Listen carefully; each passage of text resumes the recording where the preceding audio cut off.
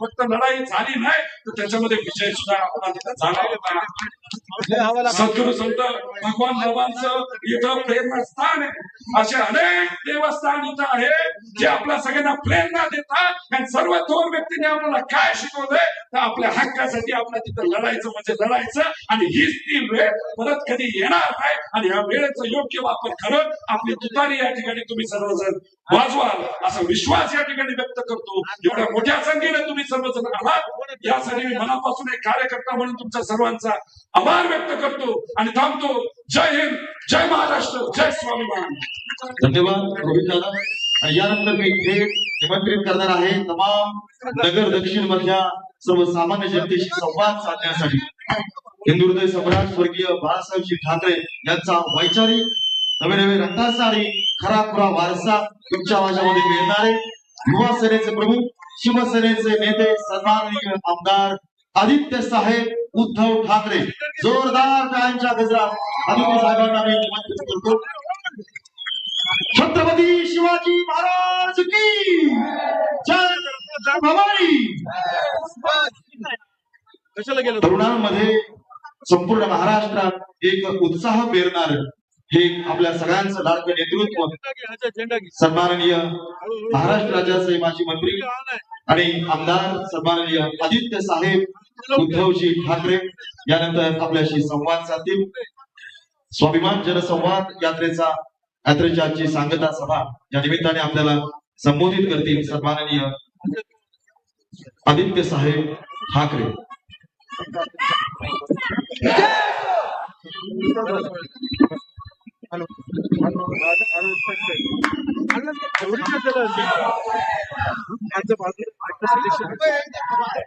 आपल्या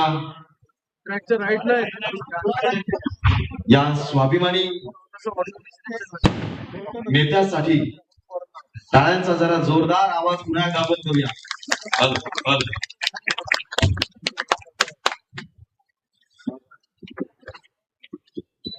बस बस हा नाही ठीक आहे मागे साहेब बसले.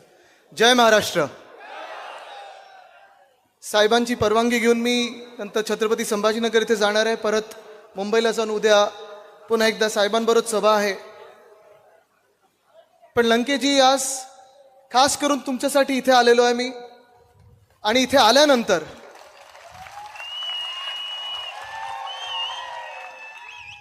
तुमचं दिल्लीसाठी बुकिंग करून आलेलो आहे. जर आपण सभा पाहिलीत, हे कॅमेराचे जे लोक आहेत कॅमेरावाल्यांनी जर सभा मागे दाखवली तर सभेचं टोकच कुठे कळत नाहीये. मला वाटतं इथे आहे, डावीकडे उजवीकडे खिडक्यांमध्ये मागे हे टोक दिल्लीपर्यंत पोचलेलं आहे. आणि तुम्ही तिथे पण जाल तेव्हा हे टोक तुम्हाला तिथे दिसणार आहे. पण हेच चित्र आपल्याला संपूर्ण महाराष्ट्रात प्रत्येक जिल्ह्यामध्ये, प्रत्येक तालुक्यामध्ये, प्रत्येक मतदारसंघात दिसत आहे. आणि हे जे चित्र आपल्याला महाराष्ट्रात दिसत आहे तेच चित्र आपल्याला देशभर दिसत आहे. कारण कुठे ना कुठेतरी आपल्या कानावर सतत ते 400 पार काहीतरी येत असतं. पण 400 पार नाही, पारच्या आधी आता तडीपार लागलेला आहे. आणि लोक बोलायला लागलेत अब की बार भाजपा तडीपार हे देशभरात ऐकू येत आहे. आज आपण पाहिलं असेल कुठेतरी, काल मी घोषणा ऐकली, साऊथ से साफ आणि नॉर्थ में हाफ अशी भाजपाची परिस्थिती झालेली आहे. साऊथ से साफ, नॉर्थ में हाफ. दक्षिण भारत जर आपण पाहिलात तर कर्नाटक असेल, तमिळनाडू असेल, तेलंगणा असेल, आंध्र प्रदेश असेल, केरळ असेल, कुठेही भाजपला सीट येणार नाही असं दक्षिण भारताने तर ठरवलेलंच आहे.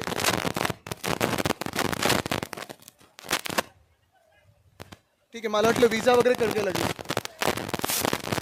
माईकचं काय झालं?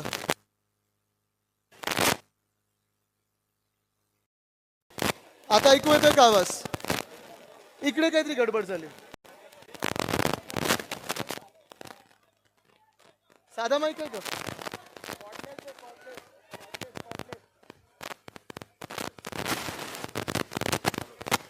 चालू कर ना. इथली पब्लिक जरा मागा सारखा, बरं प्लीज मागा सारखा. ठीक आहे, हा आवाज येतोय का? चालेल, मग असं बोलतो मी. हे बरं आहे, जवळ आलं तुमच्या. आज जर आपण पाहिलं तर दक्षिण भारतातून पूर्ण भाजप साफ होते की काय असा एक प्रश्न उपस्थित झालेला आहे आणि जबाबदारी आता आपल्यावर आहे, मध्य भारत असेल उत्तर भारत असेल, की आता आपण काय भूमिका बजावणार आहोत. आपण एक पाहत आहोत उत्तर भारतमध्ये बिहार असेल, राजस्थान असेल, झारखंड असेल, दिल्ली असेल, ह्यांनी जबाबदारी घेतलेली आहे की आता भाजपा सरकार आपल्याला परवडणार नाही, भाजपाकडून आपलं हे शासन जमणार नाही. कारण 10 वर्ष आपण अत्याचार पाहिलेत, जुमले पाहिलेत. आता जुमल्याचं नाव गॅरंटी केलंय 2024 मध्ये. आता बस करा दादा, आता राहू दे, मी हाच माईकवर बोलतो, आता राहू दे. आता येतोय का आवाज? ठीक आहे. नाही आवाज तसं भाजपावाले दाबत असतील तर सांगतो त्यांना दाबायचा प्रयत्न करू नका. येताना जिथून जिथून रोड शो येत होता तिथे लाईट बंद करत होते, बरोबर ना? तरी आपल्याला कोणी बंद करू शकत नाही. ही भूमिका आज आपण सगळ्यांनी इथे दाखवलेली आहे, ही ताकद आपण दाखवलेली आहे. आणि महत्वाची गोष्ट हीच आहे, बिहार जर आपण पाहिलं, जसं मी सांगितलं दक्षिण भारतात भाजपाची एक सुद्धा सीट येत नाही. बिहारमध्ये माझ्याच वयाचे जे आहेत तेजस्वी यादव ते देखील लढत आहेत. तिथे नितीश कुमारजींनी पलटी मारली, पुन्हा एकदा भाजपासोबत गेले आणि अनेकदा त्यांनी भाजपासोबत सरकार स्थापन केल्यानंतर देखील 1 रुपया सुद्धा जी काही पॅकेज तिथे वचनं दिली होती की आम्ही एवढ्या कोटीचं पॅकेज देऊ, तेवढ्या लाख कोटीचं पॅकेज देऊ, बिहारमध्ये 1 रुपयाची मदत आली नाही. आणि आज तेजस्वी यादव तिथे कमीत कमी 20 सीट जिंकून दिल्लीकडे रवाना झालेले आहेत. झारखंडमध्ये जर आपण परिस्थिती पाहिली तर हेमंत सोरेन साहेब आहेत, तिकडे मुख्यमंत्री होते. ईडी त्यांचा जो भाजपचा मित्रपक्ष ईडी IT CBI त्यांच्या घरी पाठवली, उचललं त्यांना आणि आत टाकलं. झारखंडने आता ठरवलेलं आहे की स्वाभिमानी झारखंड आहे, झारखंड ऐकून घेणार नाही, भाजपची हकालपट्टी करणार, हे झारखंडने ठरवलेलं आहे. दिल्लीमध्ये अरविंद केजरीवाल साहेबांना मुख्यमंत्री असताना देखील कोणीतरी काहीतरी सांगितलं की आम्ही एवढे पैसे अरविंद केजरीवाल यांना दिले. केजरीवाल साहेबांना तिथे ईडीने अटक केलेली आहे आणि आज आपण कोर्टात पाहत आहोत केजरीवाल साहेब आंबे किती खातात, इन्सुलिन किती घेतात, ह्याच्यावर चर्चा सुरू आहे. आणि हे सगळं सुरू असताना जर तुम्ही 400 पार करणार असाल, भाजपा खरोखर 400 पार करणार असतील, तर तुम्ही मला सांगा आज महाराष्ट्राची परिस्थिती, आज बिहारमध्ये जी परिस्थिती आहे, आज दिल्लीमध्ये जी परिस्थिती आहे, आज काश्मीरमध्ये जी परिस्थिती आहे, जी परिस्थिती सगळीकडे पाहता भाजपा 400 काय 300 काय 200 तरी पार करू शकणार आहे का? तुम्ही मला सांगा. आज करू शकणार आहे? आज भाजपाच्या मनात जी भीती बसलेली आहे ती भीती जर नसती तर आपल्या महाराष्ट्रामध्ये 2.5 वर्षापूर्वी जी गद्दारी झाली, 2.5 वर्षापूर्वी शिवसेना पक्ष फोडला गेला, नंतर मागच्या वर्षी राष्ट्रवादी काँग्रेस पक्ष फोडला, एक परिवार फोडला आणि ह्या वर्षी आपण पाहिलं असेल काँग्रेसमधून आमदार फोडण्याचा प्रयत्न केला. हे सगळं चोरून म्हणजे शिवसेना पक्षाचं नाव चोरलं, धनुष्यबाण चोरला, घड्याळ चोरलं, राष्ट्रवादी काँग्रेस पक्ष चोरले, काही काँग्रेसचे आमदार चोरले आणि आता ठाकरे पण चोरायला लागलेले आहेत. पण भाजपाला सीट काही येणं इथे जमणार नाही, हे आपण जनतेने ठरवलेलं आहे. आज भाजपकडून जो प्रचार व्हायला पाहिजे होता, 10 वर्ष जर आपण पाहिलं तर बहुमताचं सरकार चालवलं, हुकुमशाही चालवली या देशामध्ये. असं मिलीजुली सरकार नव्हती की 10-12 पक्ष घेऊन चालवत आहेत. स्वतःचं सरकार होतं, बहुमताचं सरकार होतं. मागच्या वेळी 2019ला 303 आपण त्यांना जिंकून दिले होते. आम्ही देखील त्यांच्यासोबत प्रचार केला होता. 2014 मध्ये असेल, 2019 मध्ये असेल, दोन्ही वेळा आम्हीच फसलो नाही, आपण सगळे फसलात.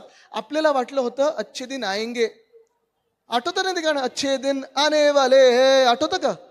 किती लोकांनी ऐकलं होतं? आता जर भाजपवाले तुमच्या गावात प्रचाराला आले ना, अजून एक गाणं होतं, नो उल्लू बनाविंग, नो उल्लू बनाविंग. किती लोकांनी ऐकलं ते गाणं? ती रिंगटोन त्यांना जरा ऐकवा. कारण आपल्याला 2014 मध्ये जी वचनं दिली होती त्यांनी काय सांगितलं होतं? 15 लाख प्रत्येकाच्या खात्यात येणार होते. मी समजतो इथे आलेत, सगळ्यांच्या खात्यात 15 लाख रुपये आलेत का? आले असतील तर हात वरती करा. खोके काही आमदारांना मिळाले, तुम्हाला आलेत 15 लाख रुपये? खोकेवाल्याने दिले. आता मी तुम्हाला विचारतोय, हे 2014ला आपण ऐकलेलं, प्रत्येक शेतकऱ्याचं उत्पन्न दुप्पट होणार होतं 2022 पर्यंत. शेतकरी बांधव किती आले तिथे हात वरती करा. उत्पन्न दुप्पट झालंय आपलं? झालंय? 2022 पर्यंत प्रत्येकाला घर मिळणार होतं प्रधानमंत्री आवास योजनेत. किती लोकांना घर मिळालेत प्रधानमंत्री महोदयांकडून? हात वरती करा. महागाई कमी होणार हे सांगितलं होतं. डॉलरला रुपये मिळणार होता. आज रुपये कितीला आहे?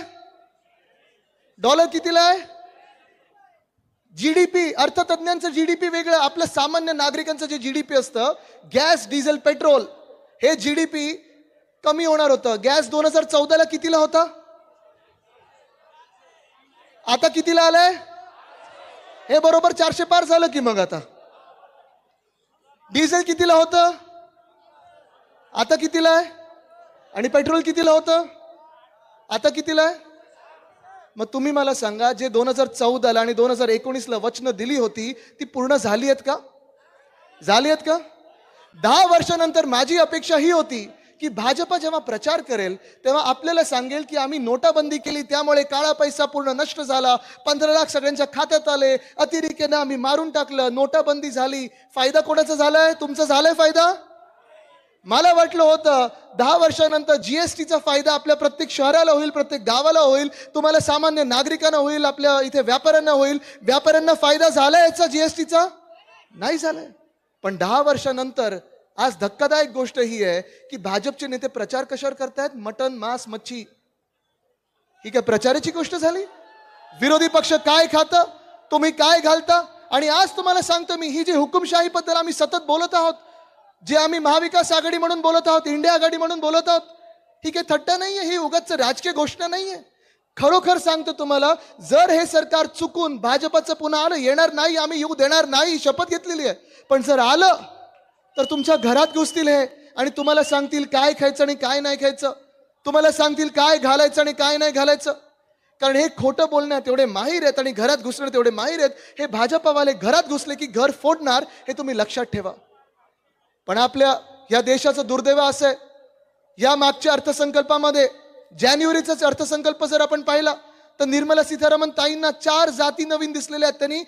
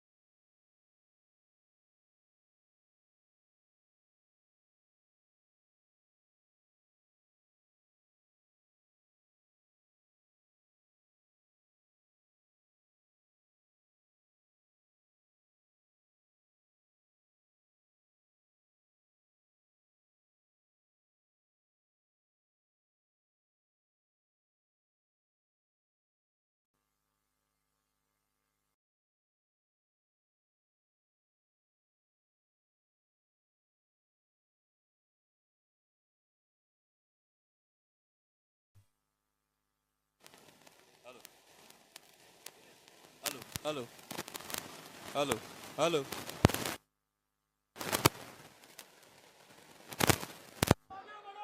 येतोय का आवाज? आत्ताकडे ह्या जानेवारीच्या अर्थसंकल्पामध्ये 4 नवीन जातींचा शोध निर्मला सीतारामन ताईंनी लावलेला आहे. पहिली जात ही त्यांनी सांगितलं, पहिला वर्ग हे सांगितलं शेतकरी. इथे बाबा आता हलू नका, परत आवाज जाईल. दुसरा वर्ग त्यांनी सांगितलेला आहे तो म्हणजे महिला. तिसरा वर्ग त्यांनी सांगितलेला आहे तो म्हणजे युवा. आणि चौथा वर्ग जो त्यांनी सांगितला तो म्हणजे गरीब. जरा बसून घ्या, शांत बसून घ्या. गर्दी झालेली आहे, मला माहिती आहे ही सीट 100% येणार आहे, पण थोडा उत्साह 4 जून साठी ठेवा. 4 जूनला माईकची गरज नाही, मग आपल्याला संसद भवनाचा माईक वापरायचा आहे. तर हे जे 4 वर्ग सांगितलेत त्यांनी, हे जे 4 वर्ग मी सांगते आपल्याला, निर्मला सीतारामन ताईंनी सांगितलं आता मी 4 वर्गांकडे वळणार आहे, 4 ह्या जातींकडे वळणार आहे, शेतकरी, महिला, युवा आणि गरीब. आज मी तुम्हाला विचारत, या 4ही जातींमधून, या 4ही वर्गांमधून या देशामध्ये कोणी खुश तुम्हाला वाटतंय का? कोणी तुम्हाला संतुष्ट वाटतंय का? कोणाला असं वाटतंय का की हे आपलं सरकार आहे?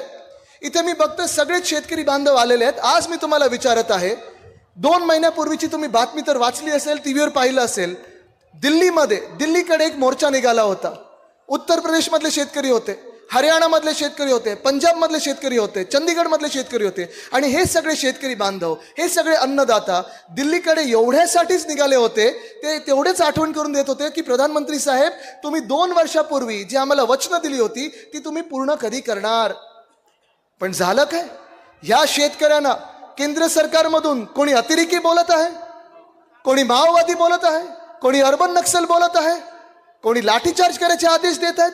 या शेतकऱ्यांचा जो आदर व्हायला पाहिजे होता, जो अन्नदाता देवो भव, ही संस्कृती आपण जी जपत असतो, ह्या महाराष्ट्र जपत असतो, दिल्लीच्या केंद्र सरकारने, भाजपच्या सरकारने ह्याच शेतकऱ्यांवर पूर्ण सैन्यबळ वापरलं, लाठीचार्ज केला, अश्रुधूर सोडला, फायरिंग केलं. आणि इथे जो ड्रोन फिरत होता, कुठे जरा ड्रोन दाखव, कुठे ड्रोन आहे का इथे? कुठे गेला ड्रोन? बंदी घातली ड्रोन. हा बरोबर आहे, कारण हाच ड्रोन जो, तर तुम्हाला इथे भीती वाटत नाही या ड्रोनची, कारण ह्याच्यात कॅमेरा आहे. त्या दिल्ली सरकारनी, केंद्र सरकारनी, भाजपाच्या सरकारनी शेतकऱ्यांवर ह्याच ड्रोनमधून अश्रुधूर सोडलेला आहे. हे सरकार आणि हे भाजपा तुम्हाला मान्य आहे का? ही भाजपा लाठीचार्ज करणारी शेतकऱ्यांवर तुम्हाला मान्य आहे का? ही भाजपा अश्रुधूर सोडणारी शेतकऱ्यांवर तुम्हाला मान्य आहे का? आठवा आपले महाविकास आघाडीचे दिवस. दिल्लीपर्यंत काय मी आपल्या महाराष्ट्राचंच बोलतोय. उद्धव साहेबांनी एक वचन दिलं होतं 2019च्या निवडणुकीत, वचन दिलं होतं. मला तो क्षण आठवतो. नागपूरचं अधिवेशन होतं. सगळ्या अधिकाऱ्यांना बोलवून सांगितलं की मी माझ्या शेतकरी बांधवांना वचन दिलेलं आहे की 2 लाखापर्यंत ज्यांची ज्यांची कर्ज आहेत ती मला कर्ज माफ करायची आहेत, मुक्त करायची आहेत. आणि ती कर्जमुक्ती आपण नागपूरमध्ये जाहीर केली. ती कर्जमुक्ती महाविकास आघाडीची, ती कर्जमुक्ती उद्धव बाळासाहेब ठाकरे या व्यक्तीची आपल्यापर्यंत पोचली होती की नव्हती होती? पोचली होती ना सगळ्यांकडे. आपला कुटुंब प्रमुख हा असाच आला पाहिजे. आपल्याला आठवत असेल महाविकास आघाडीच्या सरकारमध्ये अर्थचक्र बंद पडलं होतं, कोविडचा काळ होता. काय करणार आपण, अर्थचक्र कसं सुरू करणार आहे, अनेक बैठका व्हायच्या. पवार साहेब आम्हाला सांगायचे की असं करूया, असं करायला पाहिजे, आम्हाला गायडन्स द्यायचे. थोरात साहेब वगैरे आम्ही सगळेच चर्चा करायचो. पण त्यावेळी देखील मला आठवतं, जेव्हा जेव्हा या महाराष्ट्राच्या शेतकऱ्यांवर काही आपत्ती आली असेल, मग अवकाळी पाऊस असेल, गारपीट असेल, सततचा पाऊस असेल, दुष्काळ असेल, तेव्हा तेव्हा जी काही मदत आपण करू शकलो, 100% कदाचित नाही करू शकलो, पण जी काही मदत करू शकलो ती केली होती की नव्हती केली आपण? ती मदत पोचली होती ना आपल्यापर्यंत? पण गेल्या 2-2.5 वर्षामध्ये मी पाहत आहे, हे अवकाळी सरकार बसल्यानंतर, हे खोके सरकार, हे मिंदे सरकार आपल्या डोक्यावर बसल्यानंतर हे शेतकरी आपले आत्महत्या वाढत चाललेले आहेत.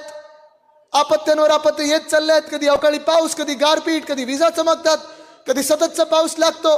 पण 1 सुद्धा रुपयाची मदत अजून झालेली नाहीये. प्रशासनाने आपलं काम केलं असेल, पंचनामे झाले आहेत, काय जिओ टॅगिंग वगैरे सगळं झालंय. पण तुम्ही मला सांगा, या 2-2.5 वर्षामध्ये महाराष्ट्राचा कृषी मंत्री तुम्ही पाहिलात का? कधी पाहिलं तुमच्या शेतांवर आलेलं? आणि मग आज मी तुम्हाला विचारतोय, जसं तुम्ही इथे बसलेला आहात, हा पहिला वर्ग शेतकरी आहे, दुसरा वर्ग आपला युवा, ह्याला जोडून घेऊया. ही दुसरी जात जी निर्मलाताईंनी सांगितली, दुसरी जात युवा आहे. आज मी 33 वर्षाचा इथे तरुण आहे. मी तुम्हाला आज शेतकरी बांधवांना विचारत आहे, तुम्हाला वाटतं का जी माझ्या वर्षाची मुलं मुली आहेत, तुमची जी पुढची पिढी आहे, त्यांनी शेती करावी, त्यांनी कृषी क्षेत्रात यावं, असं वाटतं तुम्हाला? वाटतं कोणाला? का नाही वाटत तो जरा सांगा. का नाही आम्ही शेती करावी?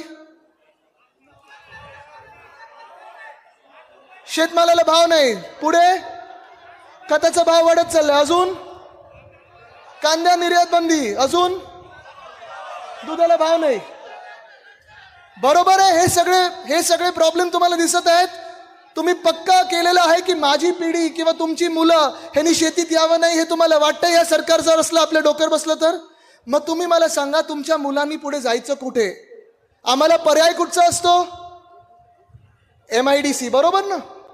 गेल्या 2 वर्षामध्ये, गेल्या 2.5 वर्षामध्ये एक तरी नवा उद्योग, एक तरी प्रायव्हेट उद्योग, एक तरी रोजगार ह्या महाराष्ट्रात आलेला तुम्ही ऐकलाय का? कुठे गेले सगळे? वेदांत फॉक्सकॉन गेलं कुठे? एअरबस टाटा गेलं कुठे? बलरक पार्क गेलं कुठे? मेडिकल डिव्हाइस पार्क गेलं कुठे? रिन्युएबल एनर्जी पार्क गेलं कुठे? वर्ल्ड कपची फायनल गेली कुठे? त्या दिवशी महाराष्ट्रात कोणीतरी येऊन बोललं होतं की पुत्रप्रेमामुळे शिवसेना फुटली आणि पुत्री प्रेमामुळे राष्ट्रवादी काँग्रेस फुटली. मग काय पुत्रप्रेमामुळे आपण वर्ल्ड कप नव्हतो हरलो? कोणाच्या हट्टामुळे आपली वर्ल्ड कप फायनल गेली होती गुजरातला? पवार साहेब जेव्हा तिथे बसले होते, वर्ल्ड कपची फायनल आपल्या वानखेडेवर आणली होती आणि आपण जिंकलो होतो. या महाराष्ट्राची मातीची करिश्मा हा आहे, स्वाभिमानी महाराष्ट्र आहे. गुजरातची माझं काही भांडण नाहीये, गुजरातची माझं काही वैर नाहीये. माझी ही भूमिका नेहमी राहिली की जे ज्या राज्याला मिळालं पाहिजे ते मिळालंच पाहिजे. मग लडाखचे अधिकार असतील ते त्यांना मिळाले पाहिजेत, आसामचे असतील ते त्यांना मिळालंच पाहिजे, मणिपूर शांत झालं पाहिजे, केरळला जे काही मिळतं ते मिळालंच पाहिजे, बिहार असेल, गुजरात असेल, त्यांचं त्यांना मिळालंच पाहिजे. पण मला राग ह्या गोष्टीचा येतो की ह्या भाजपानी जे आमच्या इकडच्या तरुणांचं हक्काचं आहे, हातातला घास त्यांनी घेतलेला आणि गुजरातच्या घशात घातलेला आहे, तिथे मला राग येतो. ह्याचा मला राग आणि दुःख आहे आणि त्याचा आपल्याला हा बदल घडवायलाच लागेल, देशात परिवर्तन घडवायला लागेल. आज आपण पाहतोय प्रायव्हेट उद्योग नाही, रोजगार नाही, कॉर्पोरेट जॉब नाही, पर्याय मिळतो आपल्याला नोकर भरतीचा. पेपर फुटीचं तर आपण ऐकलं असेल. तलाठी भरतीचा परवाकडे पेपर होता 2-3 महिन्यापूर्वी, 200 मार्काचा पेपर. किती मार्क मिळाले होते ना? काय ईव्हीएम वर पेपर लिहिला होता? पण मुद्दा हा आहे, तुम्ही समजून घ्या, हे पेपर फोडणारे जे लोक आहेत ते परत प्रत्येक वर्षी पेपर फोडतात, काही दिवसांसाठी जेलमध्ये जातात, मग जेलमधून सुटून बाहेर येतात, पुन्हा एकदा पेपर फोडीला लागतात. आणि हा कायदा आपल्या जो राज्यात आहे तो एवढा पोकळ आहे की आपण त्यांना असंच सोडून देतो. वर्षानुवर्ष महाराष्ट्रातून अनेक वेगळ्या केंद्रांवर आपल्या शहरांमध्ये तरुण मुलं मुली येतात, अभ्यास करतात, मेहनत करतात आणि जी स्वप्न चिरडली जातात त्या स्वप्नांच्या आड आता हे सरकार जे येतं त्याला आपल्याला बदलायलाच लागेल. आज मी तुम्हाला शब्द देत आहे, जेव्हा आपलं इंडिया आघाडीचं सरकार तिथे केंद्रस्थळी बसेल तेव्हा आपण असा कायदा काढू की जो कोणी पेपर फोडेल त्याला कमीत कमी 10 वर्षाची सजा झालीच पाहिजे. हा आपण कायदा आणू. आज तरुणांसोबत तिसरा वर्ग मला जो विचारायचा आहे ते महिला बसलेल्या आहेत. महिलांना तरी महाराष्ट्रात सुरक्षित वाटत आहे का? या देशात सुरक्षित वाटत आहे का? वाटतंय तुम्हाला सुरक्षित? इथे मी ऐकत आहे कोणाची हत्या दिवसा ढवळ्या होत आहे, कोणावर काही स्टॅबिंग होत आहे, किती काय गँग आल्यात. ही गद्दार गँगच एक तर मंत्रालयात बसलेली आहे. पण ज्या राज्यात 2 असे मंत्री आहेत, एक असं मंत्रिमंडळात बसलेलं आहे ज्यांनी सुप्रियाताईंना घाणेरड्या शिव्या या टीव्ही कॅमेऱ्यावर दिल्या होत्या. आपलं सरकार असतं तर लाथ मारून त्या मंत्र्याला काढलं असतं, गेट आउट सांगितलं असतं. ते आज तिथे मांडी लावून बसले. हे अशा मंत्रिमंडळाकडून आपण महिला काही अपेक्षित करू शकतो का? करू शकतो? नाही करू शकत. आज तसंच दुसरे मंत्री त्याच मंत्रिमंडळात बसलेले ज्यांची हकालपट्टी केली होती, कारण त्यांच्यावर घाणेरडे आरोप झाले होते, महिलांवर अत्याचार करणारे आरोप झाले होते, ते देखील तिथे बसलेत. पण सर्वात घाणेरडी गोष्ट ही केली त्यांनी की भाजपा जो पक्ष आहे तो असा पक्ष आहे की बिल्किस बानो नावाच्या एका व्यक्तीवर, एका बाईवर काही वर्षांपूर्वी रेप झाला होता, अत्याचार झाला होता. तिच्याच समोर रेप होत असताना तिच्या 3 वर्षाच्या मुलीला तिच्या डोळ्यासमोर चिरडलं गेलं होतं. आणि अशा भयंकर अपराध केलेल्या लोकांना, त्या अपराध्यांना जेव्हा कैदेत टाकलं सुप्रीम कोर्टाने, गुजरातच्या भाजपच्या सरकारने त्यांना मागच्या वर्षी कैदेतून बाहेर काढलं, अधिकार नसताना बाहेर काढलं, त्यांची आरती ओवाळली, त्यांचा सत्कार केला, त्या अपराध्यांचा, त्या रेपिस्टचा सत्कार केला आणि त्यांना प्रचार सभेत फिरवलं. तुम्हाला वाटतं कधी की अशा सरकारमध्ये, अशा पक्षाच्या सरकारच्या खाली आपण कधी सुरक्षित असू?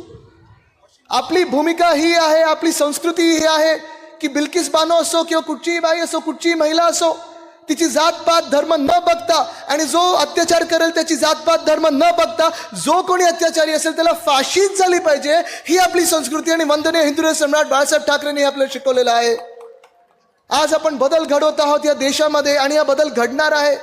अनेकदा आपल्याला सांगितलं जातं 400 पार तर आमचं सरकार येणार, 400 पार आमचं सरकार येणार. सरकार येणार नाहीये, सरकार येऊ शकत नाही. जर तुम्ही एवढी मोठी ताकद एकजूट झाली, एकवटले, तर हे सरकार आपण बदलणार म्हणजे बदलणार, परिवर्तन घडणार आहे. आपल्याला आता पाहायचं की आपण परिवर्तन जे घडवत आहोत ते परिवर्तन हे आपल्या हक्काचं येणार की नाही. आज महाराष्ट्र विचार करत आहे की जसं 370 कलम काढलं गेलं, ते कलम गरजेचं होतं काढणं, त्याचा तो क्षण आपण पण साजरा केला होता. पण लडाख जेव्हा त्याच कलम काढत असताना त्यांना केंद्रशासित केलं गेलं होतं. आज 30 ते 40 हजार लोक लडाखमध्ये असतील, सोनम वांगचुक सारखी लोक असतील, तिथे आंदोलन करत बसलेले आहेत, पण त्यांचा आवाज ऐकला जात नाहीये. आज महाराष्ट्र म्हणून आपल्याला हा विचार करायचा आहे की महाराष्ट्राचं गेल्या 2-2.5 वर्षामध्ये जेव्हा हे येतील भाजपावाले, तुम्हाला सांगतील आम्ही तुम्हाला असं करू तसं करू, सोन्याचे रस्ते बनवून देऊ आणि गंगा इथे आणू, तुम्ही त्यांना एवढंच विचारा की गेल्या 10 वर्षात माझ्या शेतकऱ्यांसाठी तुम्ही काय केलं, माझ्या तरुणांसाठी तुम्ही काय केलं, महिलांसाठी काय केलं, गरीब जनतेसाठी काय केलं. कधीतरी हा महाराष्ट्राचा आवाज तुम्ही दिल्लीत ऐकून दिला आहे का? हा तुम्ही प्रश्न विचारत असताना तुम्ही विचार करा की तुम्ही मतदान करताना महाराष्ट्र हिताचेच उमेदवार जिंकू देण्याची आता शपथ आपण घेतली पाहिजे. आज इथे पक्क झालेलं आहे की आपला उमेदवार कोण आहे आणि 4 तारखेला आपण कोणाला विजय करणार. ठरलं ना आपलं? नसेल ठरलं तर मी सगळ्याच्या साक्षीने विचारते, आपला उमेदवार कोण? आपला उमेदवार कोण? आपला उमेदवार कोण? निलेशजी, तुम्हाला सांगतो, जसं अनिल भैयांची आठवण विक्रमनी सांगितली, आज प्रत्येक शिवसैनिकांमध्ये तो अनिल भैया आहे. ते अनिल भैया आहेत जे हात पकडून तुमच्या घरोघरी नेतील आणि दिल्लीपर्यंत पोहोचवतील, हे तुम्हाला सांगत आहे. पण निलेशजींना जिंकवायचं असेल तर आपलं चिन्ह कुठचं? आपलं चिन्ह कुठचं? आपलं चिन्ह कुठचं? मी तुम्हाला पुन्हा एकदा सांगतो, परिवर्तन घडेल. आणि परिवर्तन कसं घडेल जर बघायचं असेल, दोन्ही हात वरती जरा करा आणि हे जे तुफान चित्र आजूबाजूला आहे जरा पहा, हात वरतीच ठेवा आणि पहा, हे तुफान चित्र आहे. या प्रत्येक हाताने जर त्या दिवशी तुतारीला मतदान केलं तर निलेश भाऊ आपले दिल्लीत 4 जूनला असतील आणि महाराष्ट्राचा आवाज बुलंद करतील. धन्यवाद. जय हिंद, जय महाराष्ट्र, वंदे मातरम.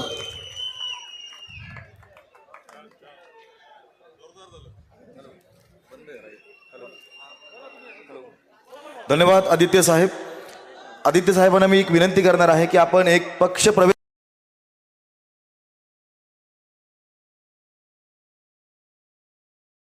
अशोकजी दैफळे, बाळासाहेबजी बोराटे, नगरसेवक योगीराजजी काळे, सगळ्या या मान्यवरांच्या उपस्थितीमध्ये आदित्य साहेब ठाकरे यांच्या शुभ हस्ते शिवबंधन बांधून आणि शिवसेनेचा पंचा घालून हा पक्ष प्रवेश झालेला आहे. दिलदार बीर सिंग यांचं शिवसेना उद्धव बाळासाहेब ठाकरे या आपल्या पक्षात मनपूर्वक पुन्हा एकदा स्वागत. त्याचबरोबर नितीनजी लिगडे, राष्ट्रवादी काँग्रेस पक्ष अजित पवार गटाचे प्रवक्ते, हे आता राष्ट्रवादी काँग्रेस पक्ष शरदचंद्रजी पवार गटामध्ये प्रवेश करतायत. त्यांनाही प्रवेश देण्याची मी विनंती करून यानंतर आपल्या सगळ्यांशी संवाद साधण्यासाठी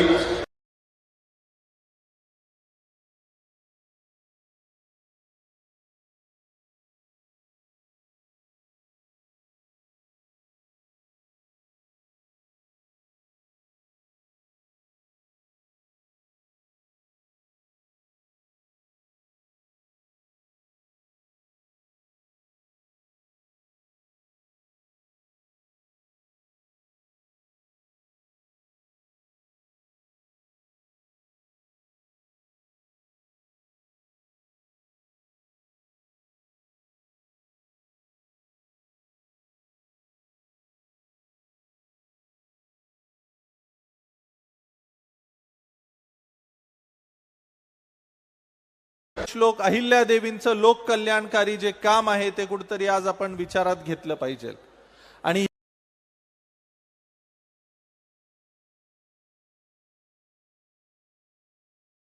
कुठेतरी आजचे आपले उमेदवार निलेश लंके पुढे चालवताना मला दिसत आहेत. मी मगाशी आलो तेव्हापासून मी त्यांची बॉडी लँग्वेज बघतोय.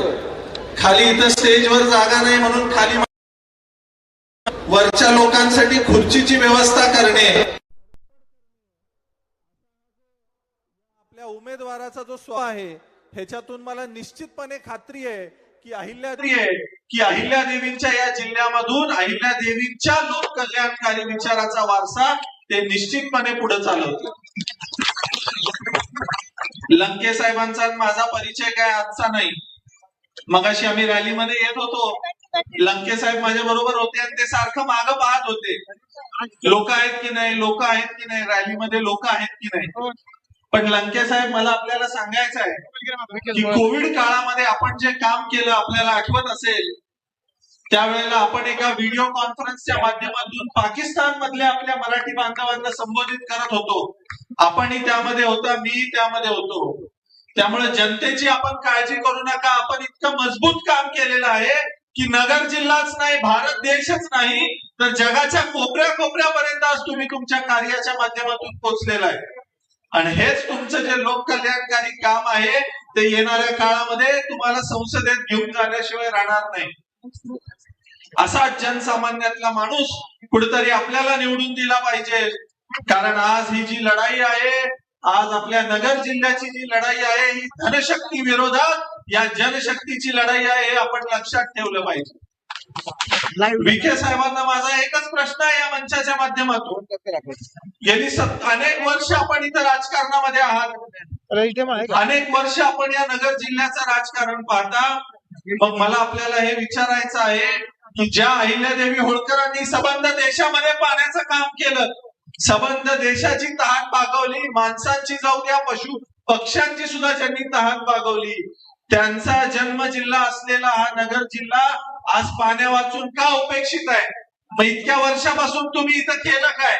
कशासाठी तुम्हाला आमदार खासदार या लोकांनी करायला पाहिजे? मला तुम्हाला हा प्रश्न विचारायचा आहे. आपण लोकप्रतिनिधी आहात. लोकप्रतिनिधींचं काम असतं की जनतेचे प्रश्न सोडवायचे. मागे एकदा आमच्या एका बांधवाने आपल्याकडे आला होता. त्याने आपल्याला विनंती केली होती की आपण उत्तर द्या, आपण धनगर आरक्षणासाठी काय केलं. त्यावेळेला त्याने खंडोबाचा पवित्र भंडारा आपल्यावर उधळला. त्या माणसाला आपण तुडवून मारलं. अहो, त्या माणसाने नुसता भंडारा उधळला. जनतेचे प्रश्न सोडवणे हे आपलं काम आहे. त्याच्या जागेला जर मी असतो तर मी आपल्या डोक्यात काठी घातली असती, त्याच्याशिवाय राहिलो नसतो. हे लक्षात ठेवा. कशासाठी तुम्हाला निवडून द्यायचं? लोकांचे प्रश्न सोडवण्यासाठी ना. मग लोकांनी जर प्रश्न विचारले तर तुम्हाला दुखतंय कशाचं? आज या नगर जिल्ह्याचं नाव अहिल्यानगर आहे. मला चांगलंच आठवतंय ज्या वेळेला अहिल्यानगर नाव द्यायचा प्रश्न उपस्थित झाला होता, सगळ्यांची इच्छा होती, कारण देवींचं नाव संबंध देशामध्ये गाजलेलं आहे. पण त्यावेळेला एका माणसाने विरोध केलेला होता. विखे साहेब, सुजय विखे, माझा आपल्याला थेट प्रश्न आहे. आपण त्यावेळेला विरोध केला होता आणि आपण म्हणाला होता की नगरचं नाव काय द्यायचं हे नगरची जनता ठरवेल. नगरच्या जनतेने त्यावेळेला सुद्धा ठरवलं की या नगर जिल्ह्याला अहिल्यानगर नाव द्यायचं. आणि आज सुद्धा या नगरच्या जनतेने ठरवलेलं आहे की या नगरच्या जिल्ह्यातून संसदेमध्ये आदरणीय निलेश लंकेंना पाठवायचं. आणि नगरच्या जिल्ह्याने हे सुद्धा ठरवलेलं आहे की कुणाच्या विजयाची तुतारी वाजवायची आणि कुणाचा बँड वाजवायचा. त्यामुळे ही नगरची जनता अतिशय सुज्ञ आहे. यांना कळतं आपण काय करायचं, कुणाच्या पाठीशी उभं राहायचं. मी फार वेळ घेणार नाही, कारण बरीच मंडळी अजून इथं बोलणार आहेत. शेतकऱ्यांचा प्रश्न या देशामध्ये आहे, अनेक प्रश्न इथं आहेत. पण मला दुर्दैव या गोष्टीचं वाटतं की ज्या महाराष्ट्रामध्ये आदरणीय पवार साहेबांसारखे कृषी मंत्री झाले, ज्या महाराष्ट्राने देशामध्ये कृषीचा आदर्श घालून दिला, त्या देशामध्ये आज गारपिटीमुळे असेल, अवकाळी पावसामुळे असेल, अनेक गोष्टींमुळे असेल, शेतकरी आत्महत्या करतायत. पण त्या शेतकऱ्यांच्याकडे आमच्या मुख्यमंत्र्यांचं लक्ष नाही. पण एका सेलिब्रिटीवर कुठेतरी गोळीबार झाला की मुख्यमंत्री आमचे पळत पळत त्याच्या घरी जातात. मग या महाराष्ट्राच्या भूमीमध्ये इथली मायबाप जनता, इथला शेतकरी महत्वाचा आहे आपल्यासाठी का एका कोणतरी सेलिब्रिटी आपल्यासाठी महत्वाचा आहे? प्रत्येक नागरिकाचा एक समान अधिकार आहे. प्रत्येक नागरिकाचं तितकंच महत्व आहे. मग हा दुजाभाव कशासाठी? शेतकऱ्यांना दुर्लक्षित केलं जातं, विशेष एका व्यक्तीच्या पाठीशी उभं राहिलं जातं. मग तुमचं सरकार फक्त त्याच व्यक्तीसाठी आहे का? हा मला तुम्हाला प्रश्न आहे. आणि या मंचाच्या माध्यमातून मला आपल्याला हेच सांगायचं आहे की या अहिल्यादेवींच्या भूमीमधून संसद ज्या भूमीवर उभी आहे ती सुद्धा होळकरांची भूमी आहे. आणि या अहिल्यानगर मधून आपल्याला त्या दिल्लीच्या होळकरांच्या संसदेच्या भूमीमध्ये आदरणीय निलेश लंकेंना पोचवायचं आहे. त्यामुळं जोरदार सांगा, रामकृष्ण हरी, रामकृष्ण हरी. जोरदार तुतारी आपल्याला निलेश लंकेंसाठी वाजवायची आणि विरोधकांचा बँड यावेळेला वाजवायचा आहे. ही मी आपल्याला विनंती करतो आणि थांबतो. जय हिंद, जय महाराष्ट्र. यानंतर ज्यांच्या स्वाभिमान जनसंवाद यात्रेच्या सांगता सभेसाठी आपण इथे उपस्थित आहोत, महाविकास आघाडीचे नगर दक्षिण लोकसभा मतदारसंघाचे अधिकृत उमेदवार माननीय निलेश ज्ञानदेव लंके. जोरदार टाळ्यांच्या गजरात निमंत्रित करतो.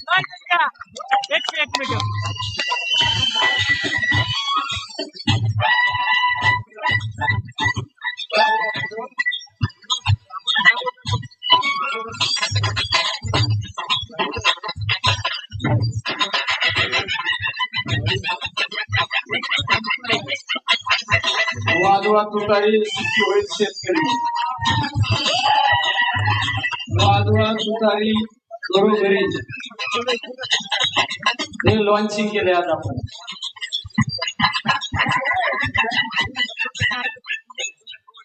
आज या ठिकाणी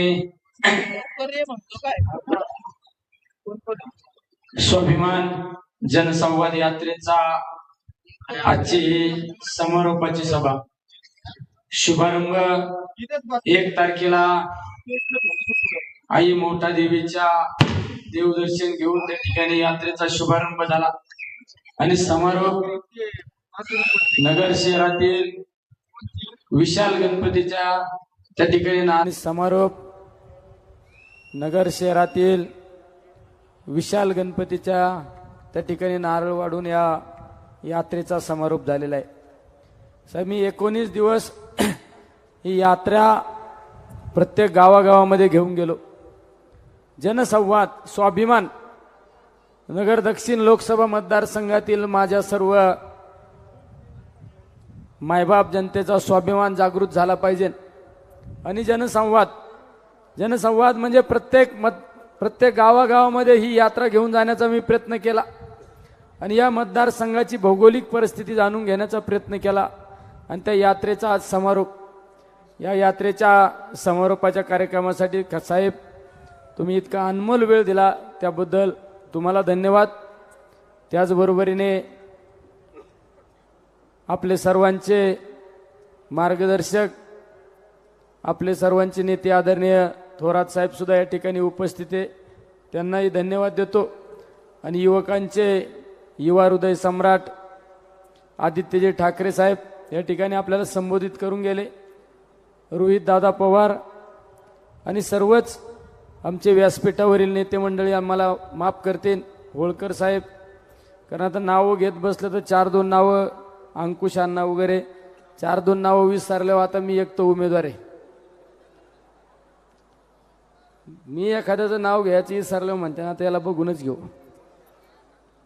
त्याच्यापेक्षा सर्वच व्यासपीठावरील सर्व या माझ्यावर प्रेम करणारे सर्व मान्यवर मंडळी, मी या सर्व माझ्या मायबाप जनतेला सांगू इच्छितो की 19 दिवसामध्ये या मतदारसंघाच्या भौगोलिक परिस्थितीची आपण त्या ठिकाणी पाहणी केलेली आहे.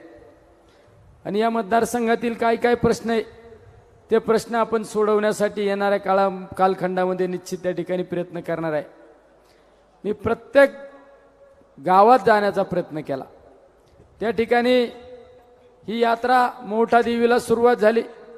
नंतर आम्ही भगवानगडावर गेलो. आम्ही भगवान बाबांचं दर्शन घेतलं. प्रताप काकांना आम्ही बरोबर होतो. नंतर तसंच शेवगावला, नंतर राहुरी, नगर तालुका, जामखेड, कर्जत, श्रीगोंदा आणि नगर शहरातील या ठिकाणी भागामध्ये ही यात्रा गेली.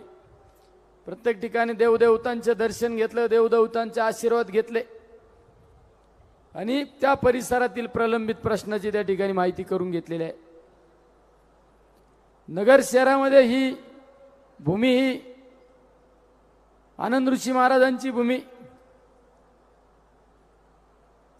या नगरवासियांना मी एक सांगू इच्छितो, या नगर शहरामध्ये सगळ्यात महत्वाचे प्रश्न म्हणजे जी डेव्हलपमेंट होणं आवश्यक होती ती डेव्हलपमेंट आजपर्यंत झालेली नाही. नगर पुन्हा रेल्वे, हा रेल्वे सुद्धा सुरू होणं गरजेचं आहे. एखादं अद्ययावत गार्डन होणं आवश्यक आहे. या ठिकाणी शासकीय मेडिकल कॉलेज सुद्धा एक सुद्धा शासकीय मेडिकल कॉलेज नाही. कारण ज्यांना 5 वर्षापूर्वी आपण या ठिकाणी निवडून दिलं त्यांनी फक्त मोठमोठ्या घोषणा केल्या, मोठमोठ्या गप्पा मारल्या आणि एकही विकासाचं काम 5 वर्षामध्ये केलेलं नाही. आज त्यांनी निवडणुकीला सामोरं जात असताना विकासाच्या मुद्द्यावर निवडणुकीला सामोरं जाणं अपेक्षित होतं, पण विकासाचा कुठलाही मुद्दा नाही. फक्त व्यक्तिगत टीका टिप्पणी करणे. त्यांनी माझ्यावर काय आरोप केला का समोरच्या उमेदवाराला इंग्रजी बोलता येते का नाही. मी तुम्हाला एक प्रश्न विचारतो, तुम्हाला इंग्रजी बोलणारा खासदार पाहिजे का काम करणारा खासदार पाहिजे? रिझल्ट देनेवाला चाहिए ना, रिझल्ट देणारा पाहिजे ना. अरे 24 घंटे या जनतेची सेवा करणारा. अरे माझी ओळख निर्माण जी झाली ती कामाच्या माध्यमातून निर्माण ओळख झाली आणि माझ्यावर टीका केली जाते का निलेश लंकेने काय विकासाचं काम केलं. माझ्या मतदारसंघामध्ये जाऊन पहा विकासाचं काय काम केलं. तुम्ही तर सांगता आम्ही 50-60 वर्षापासून आमचं या जिल्ह्यावर आमचं नेतृत्व जिल्ह्यांनी मान्य केलंय. मग 50-60 वर्षात एखादं चांगलं काम आणलं का तुम्ही हे तरी सांगा ना. कुठलं एखादं काम तुम्हाला उभं करता आलं ते सांगा. तुम्ही कुठलंही काम विकासाचं एक सुद्धा काम उभं करता नाही आलं. मेडिकल कॉलेज आणता नाही आले, शैक्षणिक संस्था उभ्या करता नाही आल्या. साधा नगर मनमाड रोड सुद्धा त्यांच्या घराकडे जाणारा रस्ता त्यांना काम करता आलं नाही. त्या रस्त्यावर 500-600 लोक बळी गेले. 1000-1200 लोकांना अपंगत्व आलं. नगर पाथर्डी रस्ता तरी मी उपोषण केलं आणि तो रस्त्याचं काम सुरुवात झालं. अरे तुम्ही खासदार होते, तुमच्या अधिकारातला विषय होता, पण तुम्हाला करता आलं नाही. आज या ठिकाणी गांधी मैदानामध्ये सभा घेण्यामध्ये मागे सुद्धा एक इतिहास आहे. मला बऱ्याच पत्रकारांनी विचारलं तुम्ही गांधी मैदानात का सभा घेता. म्हणलं मी कॉलेज जीवनात असताना कैलासवासी अनिल भैया राठोड यांच्या प्रत्येक सभेला मी हजर असायचो आणि भैयांची सुरुवात या गांधी मैदानाच्या सभेतून व्हायची आणि त्या ठिकाणी परिवर्तन व्हायचं. आणि त्या भैयांचा वारसा, त्या भैयांचा पावला पाऊल ठेवून आम्ही सुद्धा त्या ठिकाणी या नगर जिल्ह्यामध्ये काम करतो. आज खऱ्या अर्थाने मला भैयांची आठवण होती. आज भैया असते तर मला नगर शहरामध्ये खरंच पाहण्याची गरज नसती वाचली. अरे मला एक प्रसंग आठवतो. थोरात साहेब, मी विधानसभेला निवडून आलो आणि अनिल भैया राठोड पराभूत झाले आणि मी दुसऱ्या दिवशी त्यांना भेटायला गेलो. त्यांना भेटायला गेल्यानंतर मी भैयांपाशी बसलो. भैया मला म्हणले, मी पराभूत झालेलं मला दुःख नाही, पण तू निवडून आलेला मला आनंद आहे. अरे या नेतृत्वाखाली आपण काम करणारे माणसं होतो. मुळे भैयांचा नारा होता भयमुक्त नगर शहर. काहींनी नारा दिलता मागच्या 5 वर्षापूर्वी भयमुक्त नगर शहर. काय केलं? अरे नगर शहरातल्या या जनतेला सांगू इच्छितो, ज्या ज्या ठिकाणी माझ्या कुठल्या नगरवासियांना, कुठल्या व्यापाऱ्यांना जर त्रास झाला ना, हा निलेश लंके 24 तास 365 दिवस तुमच्या सेवेला असेल. आणि निलेश लंकेचं वाक्य, निलेश लंके जे बोलतो तेच करतो आणि जे करतो तेच बोलतो. त्यामुळे काळजी करू नका, तुम्ही काळजी करू नका. माझ्यावर आरोप केला जातो निलेश लंके गुंड आहे, गुंडगिरी करतो, दहशत करतो आणि आता 13 तारखेला गुंडगिरी मोडून काढू. आम्ही तुमचं ऐकत नाही म्हणून आम्ही गुंड का? होय आम्ही गुंड आहे, पण गुंडांच्या विरोधात लढण्याची धमक आमच्यात आहे म्हणून आम्ही गुंड का? अरे आमची गुंडगिरी काय मोडून काढता? आणि संदर्भ दिला जातो न सुपा MIDCचा. अरे जी MIDC आदरणीय शरदचंद्रजी पवार साहेबांनी ते MIDCचा शुभारंभ केला. मी 2010-11ला हांगेगावचा सरपंच होतो. त्यावेळेस 2 कंपन्या माझ्या हद्दीत होत्या. मी काळाचे पावलं ओळखले. म्हणलं जर उद्योजक लोकांना संरक्षण दिलं, स्थानिक कामगारांना न्याय मिळवून दिला, तर ही MIDC एक दिवस सगळ्यात मोठी MIDC असेल. त्याचं आज खऱ्या अर्थाने सत्यात उतरवण्याचं काम आज आपण या ठिकाणी केलेलं आहे. पुन्हा चाकण रांजणगाव पेक्षा सगळ्यात मोठी सुपा MIDC झाली. अरे आम्ही संरक्षण दिलं, उद्योजक लोकांना मदत केली, स्थानिक कामगारांना सुद्धा न्याय मिळवून दिला, म्हणून ती एवढी मोठी MIDC. आणि तुम्ही दहशत दादागिरीचं बोलता. त्या रात्यात जाऊन पहा, साधं मोबाईलला स्टेटस ठेवलं तर त्याच्यावर गुन्हा दाखल केला जातो. एका पोलीस कर्मचाऱ्यांनी शिवपुत्र संभाजी महाराजांचं महानाट्याचा पास वाटपाच्या त्या ठिकाणी शाळेत गेला आणि संभाजी महाराजांचा इतिहास सांगायचा प्रयत्न केला. ते पास होता शिवपुत्र संभाजी महाराजांच्या महानाट्याचा. आणि त्या SP ला सांगून त्या पोलीस कर्मचाऱ्याला निलंबित केलं, शिक्षक लोकांना निलंबित केलं. अरे हे कोणतं राजकारण? राजकारण हा खेळ खेळला पाहिजे ना, आनंदाने खेळ खेळला पाहिजे.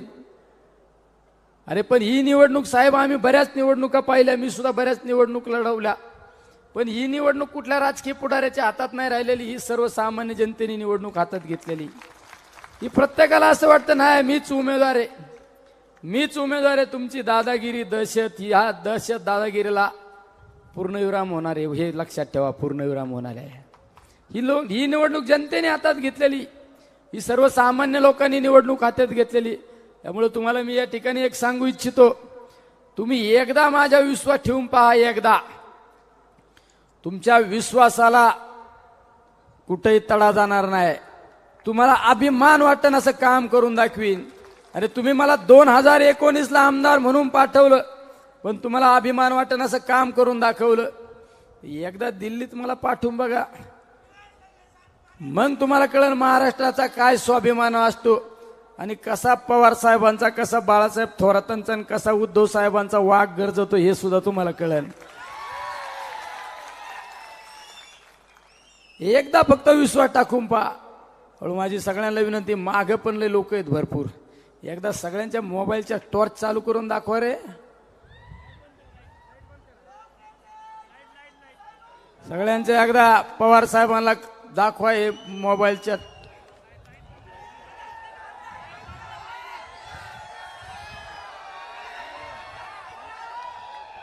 मला सगळ्यांना या ठिकाणी विश्वास देतो,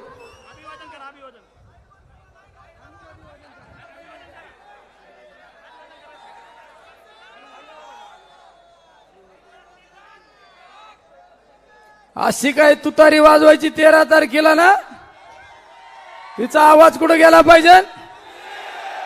आणि दिल्लीत बसलेले जे हुकुमशाह आहेत ना, त्यांच्या डायरेक्ट कानठाळ्या बसल्या पाहिजे. आणि 4 तारखेला असं निकालाची बातमी आली पाहिजे. नगर दक्षिण कंसात अहिल्यानगर लोकसभा निवडणुकीचे विजयी उमेदवार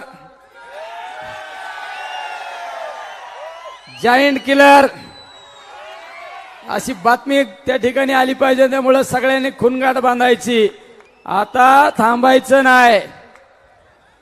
आता डायरेक्ट हा जगन्नाथाचा रथ कुठं घेऊन जायचं, दिल्लीला. सगळे रेल्वेने चलो दिल्ली. जय हिंद, जय महाराष्ट्र. हॅलो. यानंतर मी विनंती करतो महाराष्ट्र राज्याचे माजी महसूल मंत्री, महाराष्ट्र राज्याचे लोकप्रिय नेते सन्माननीय आमदार बाळासाहेबजी थोरात.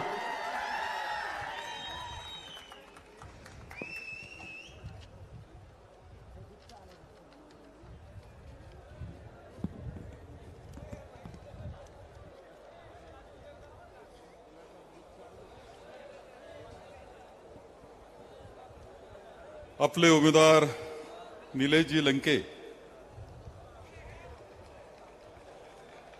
जे आपल्या सर्वांचे अंतःकरणातील आणि मनातील उमेदवार आहेत,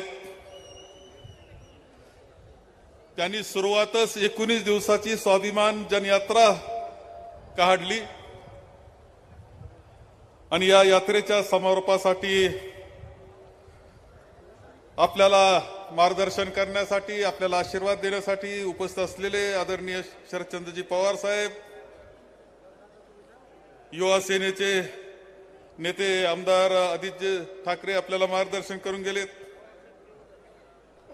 येथे उपस्थित असलेले होळकर घराण्यातील वारसदार माननीय भूषणसिंहजी होळकर, आमदार रोहिदासजी पवार, माजी आमदार दादाभाऊ कळमकर, आमदार सुनीलजी शिंदे, राहुलजी जगताप, अनुपजी काकडे, विक्रम राठोड, घनश्यामजी शेलार, बाबासाहेब भोस, उपस्थित असलेली सगळी पदाधिकारी, कार्यकर्ते, सर्व बंधू आणि भगिनी, वेळ खूप झालेला आहे त्यामुळे मी जास्त वेळ बोलणार नाही. आणि नाहीतरी 13 तारखेपर्यंत ठोकाठोकी आपल्याला अजून करायचीच आहे.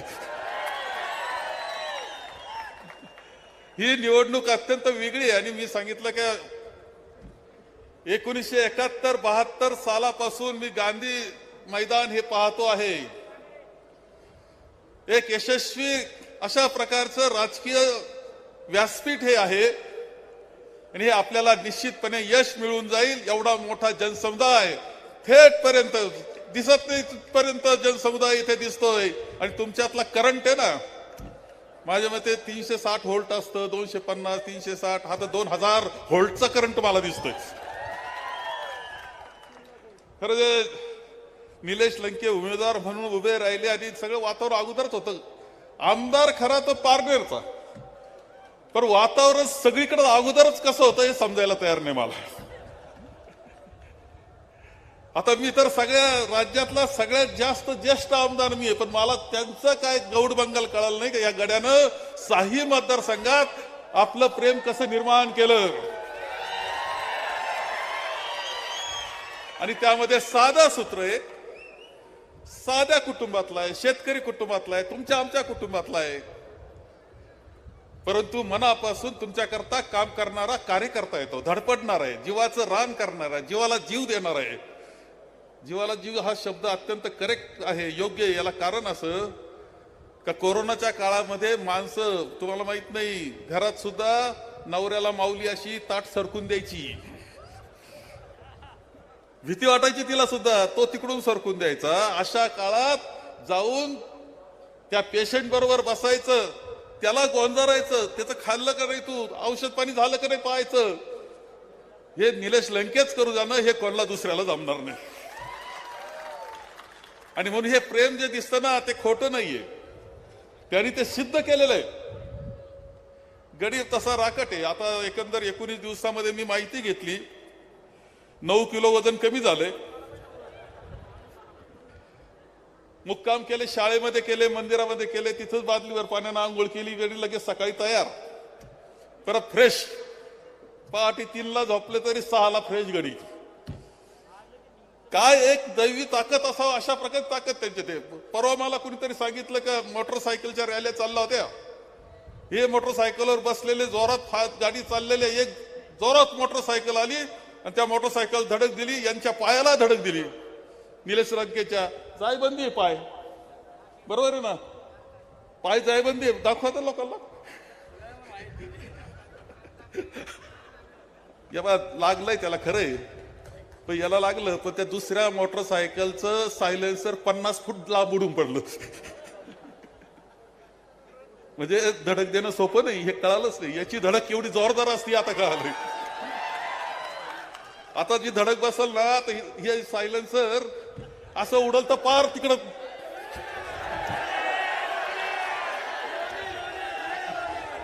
मी काय जास्त वेळ घेत नाही, आपल्याला परत परत बोलायचंच आहे, पवार साहेबांना बोलायचंय, परंतु मी 1-2 गोष्टीचा उल्लेख करून माझं भाषण मी संपील.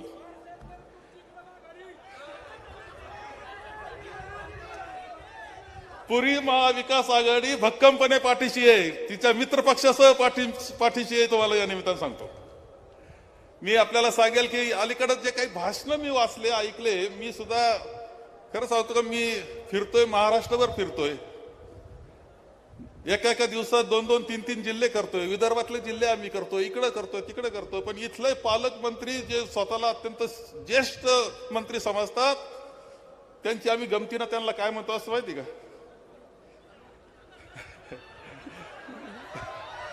ते आमच्या भागातच तिकडे फिरतात. आम्ही म्हणतो असतो कनोली, मनोली, कनकापूर, दाड, चनेगाव, हसनापूर, झाला दौरा त्यांचा. म्हणजे महाराष्ट्राचे मंत्री, विरोधी पक्ष नेते तर एवढंच इथं फिरत होते, आता एवढंच याच्यात फिरतायत. आणि आता तर तुम्ही पार पक्क कुठून टाकलेलं मला दिसतंय. भाषण काय करताय ते. आदरणीय पवार साहेबांनी अद्यापही कधी अजून काही बोलले नव्हते, उतरले नव्हते इलेक्शन मध्ये, पण पवार साहेबांवर टीका करायला भाषण सुरुवात केली. मला कळे ना हे काय कारण आहे.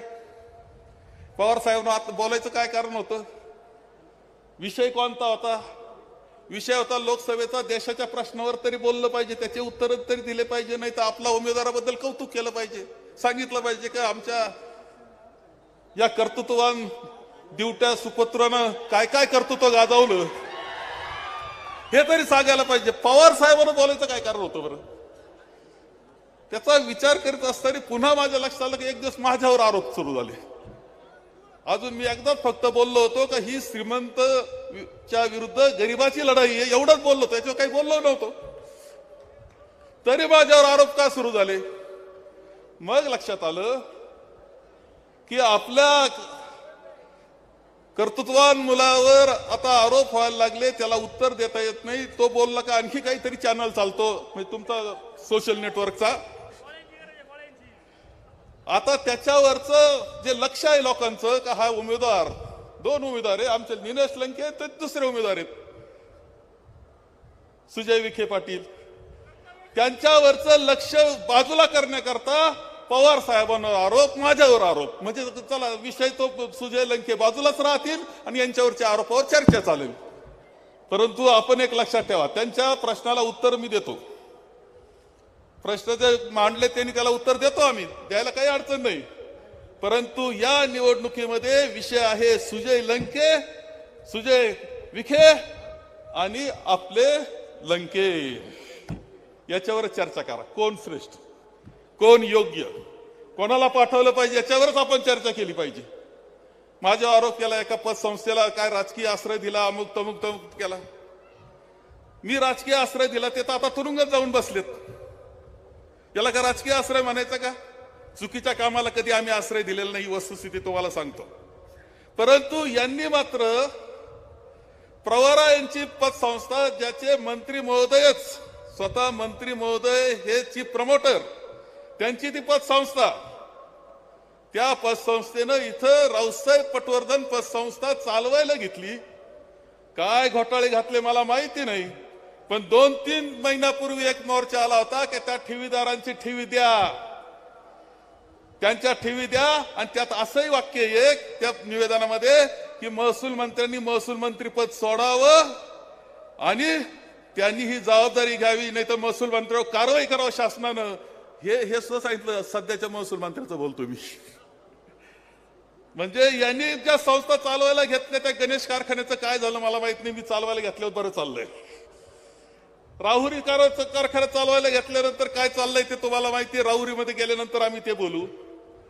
ही इथे रावसाहेब पटवर्धन पतसंस्था चालवायला घेतली, तिचं वाटोळं करून टाकलं, तिथल्या लोकांना त्रास झाला. ही वस्तुस्थिती आहे.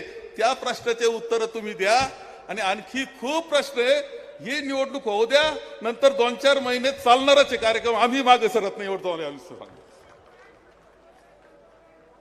परंतु त्यामध्ये एक गोष्ट लक्षात ठेवा की ज्यावेळेस पवार साहेबांवर आरोप होता, त्यांचं लक्ष दुसरीकडे वेधण्याचा कार्यक्रम चाललेला आहे. निलेश लंके हे अत्यंत चांगले उमेदवार आहेत. आम्ही मानतोय की तो हाडाचा कार्यकर्ता आहे, लोकांकरता तळमळीनं काम करणार आहे. तुमच्या चिरंजीवांनी काम केलं काय? कुठे होते 5 वर्ष? काय केलं मतदारसंघाकरता? कोणते प्रश्न सोडवले मतदारसंघाचे? या शहराची शांतता सुव्यवस्थेमध्ये कोणती त्यांनी भर घातली, मदत केली? तुम्हाला काही उत्तर नाही. त्यांच्या काही वस्तुस्थिती तुम्हाला या निमित्तानं सांगतोय मी, काही उत्तर नाही. त्यांच्या काही उत्तर नाही. ते दिल्लीला जाऊन काय करीत होते माहित नाही. मजा हजा मारण्याचा कार्यक्रम करत असतील. याच्यापेक्षा काही दिल्लीत काही केलं असं दिसत नाहीये आपल्याला. मी या निमित्तानं सांगेल की अनेक प्रश्न असे आहेत का मी पाहतोय. मी आपल्याला विनंती या निमित्तानं करेल की सगळ्यात महत्वाची गोष्ट की ज्या वेळेस गरीब कुटुंबातला, शेतकरी कुटुंबातला एखादा जीवाभावाचा कार्यकर्ता निघतो, हाडाचा कार्यकर्ता निघतो, कर्तृत्ववान कार्यकर्ता निघतो, तो कदाचित परिस्थिती गरीब असेल तर त्याच्या पाठीशी उभं राहण्याची जबाबदारी तुमची, आमची आणि जनतेची आहे. निलेश लंकेला विजय करण्याची जबाबदारी आपल्या तुमच्या सगळ्यांची आहे. ती आपण उचलली पाहिजे. निवडून येणार म्हणून चालणार नाही तर पुन्हा धन दांडग्यांचंच कायमच धनदांडगे हे यशस्वी होतील त्यांच्या ताकदीनं. असं होऊ देता कामा नये. खरी लोकशाही दाखवण्याची जबाबदारी ही तुमच्या आमच्यावर आहे. या निमित्तानं मी तुम्हाला सांगेन, देशाची लोकशाही वाचवण्याची जबाबदारी आपल्यावर, राज्यघटना वाचवण्याची जबाबदारी आपल्यावर आहे. आणि म्हणून मी आपल्याला पवार साहेबांना बोलायचंय म्हणून मी आता काही जास्त बोलत नाही. अनेक गोष्टी आहेत. रोज नवे प्रश्न निर्माण होत आहेत, खोट्या केसेस दाखल होत आहेत. गायीच्या गोठ्यामध्ये मुरुम टाकण्याकरता शेतकऱ्यानं थोडा मुरुम उचलला, तो विरोधी पार्टीचा असला तर 1.5 लाखाचा दंड होतो त्याला. तुम्हाला माहिती की मी महसूल मंत्री होतो, त्यांनी प्रश्न कधी उपस्थित केले का महसूल मंत्र्यांनी काय काम केलं? असं केले सांगून आम्ही, तुम्ही काय केलं आम्ही काय केलं, होऊनच जाणार आहे कार्यक्रम. ते काही समजू नका. 1.5 लाखाचे दंड गरीब शेतकऱ्यांना केले. सगळे उभे करणारे तुमच्या पुढे. कशी दहशत निर्माण केली, त्या राहत्यामध्ये काय दहशत आहे, ती दहशत मोडून काढण्याचा कार्यक्रम सुद्धा आम्ही करतोय. ती दहशत सुद्धा आम्ही मोडणार आहोत हे लक्षात ठेवा. राहत्याची दहशत सांगितली निलेश लंके यांनी, ती सुद्धा मोडून काढणार आहे. पण तुमची आमची साथ, तुमची सगळ्यांची साथ पाहिजे या निवडणुकीमध्ये. तुम्ही निलेश लंके यांना प्रचंड मताने विजयी करा, विश्रांती घेऊ नका, विजयी करा. आपण सगळा हा संपूर्ण जिल्हा व्यवस्थित करण्याचं काम पुढच्या काळामध्ये निश्चितपणे करू याची ग्वाही देतो. आपण तुतारीला मतदान करा आणि प्रचंड मताधिक्याने विजय करा एवढंच आवाहन करतो आणि माझे 2 शब्द संपवतो. धन्यवाद थोरात साहेब. यानंतर आपले माननीय शिवशंकरजी राजळे यांचा आपल्याला एक वाढदिवसानिमित्त सत्कार करायचा आणि आपले शेतकरी आहेत बापूसाहेब पवार यांनी त्यांची संत्र्याची पट्टी 1,00,000 रुपयांची धनादेश आदरणीय पवार साहेबांच्या हस्ते आपले उमेदवार निलेशजी लंके यांना सुपूर्द करावा अशी विनंती करतो. किरणजी लंके यांना मी स्टेजवर येण्याची विनंती करतो. यानंतर बापूसाहेबजी पवार या शेतकऱ्याने त्यांची संत्र्याची आलेली पट्टी 1,00,000 रुपयांचा धनादेश लोकसभा निवडणुकीच्या निमित्ताने आदरणीय आपले उमेदवार निलेशजी लंके यांना ते त्यांनी धनादेश दिलेला आहे. यानंतर भारत देशाचे नेते महाराष्ट्राचा बुलंद आवाज, महाराष्ट्राचा बुलंद आवाज.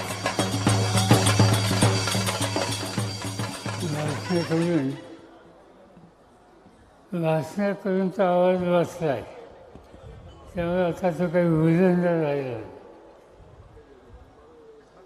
आपल्या सगळ्यांचे नेते बाळासाहेब थोरात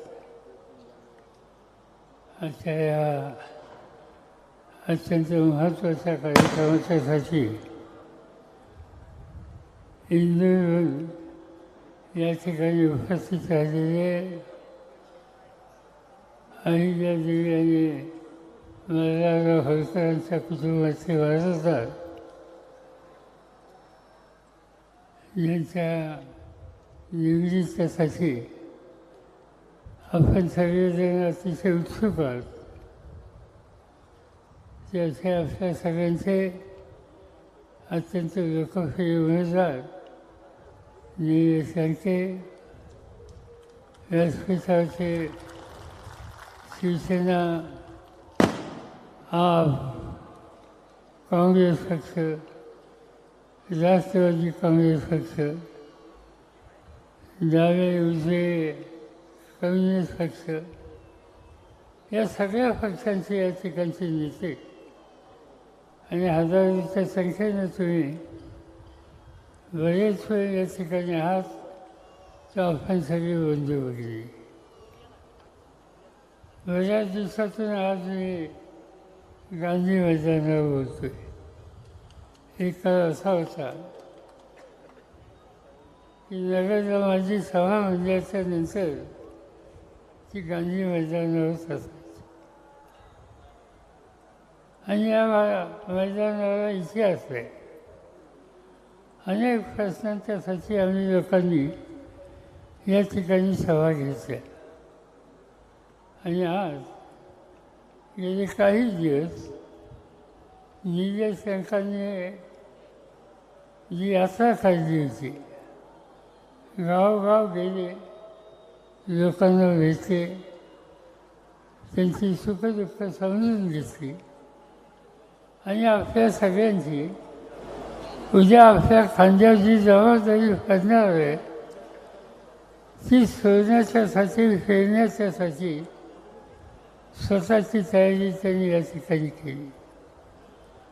आणि त्या यात्रेचा आजचा सांगता दिवस आहे. तेव्हा सगळ्यांच्या वतीनं निलेश लंकेंना मी अंतःकरणापासून धन्यवाद देतो, त्यांचं अभिनंदन करतो की जे काम हातात घ्यायचे ज्यांच्यासाठी घ्यायचे त्यांच्याशी पहिल्यांदा त्यांनी सुसंवाद साधला. माझ्या वाचनामध्ये आलं की त्यांच्याबद्दल एक प्रश्न उपस्थित केला की पार्लमेंटमध्ये कोणत्या भाषेत बोला. आता हा प्रश्न ज्यांनी उपस्थित केला ते पार्लमेंटचे सभासद होते. तुमच्या माहितीसाठी सांगतो आणि त्यांना हे समजायला हवं होतं, पार्लमेंटमध्ये कोणत्याही भाषेत बोलायचा अधिकार आहे. पार्लमेंटमध्ये मी स्वतः कधी इंग्रजीत बोललो, कधी हिंदीमध्ये बोललो आणि शुद्ध मराठीसुद्धा बोललो. मराठीत बोलायचा अधिकार त्या ठिकाणी आहे आणि तुमच्या भाषणाचं शब्दशः हिंदी आणि इंग्रजीमध्ये तिचं भाषांतर होतं. त्यामुळे निलेश लंके या जिल्ह्यातल्या लोकांचे प्रश्न त्या ठिकाणी मांडतील.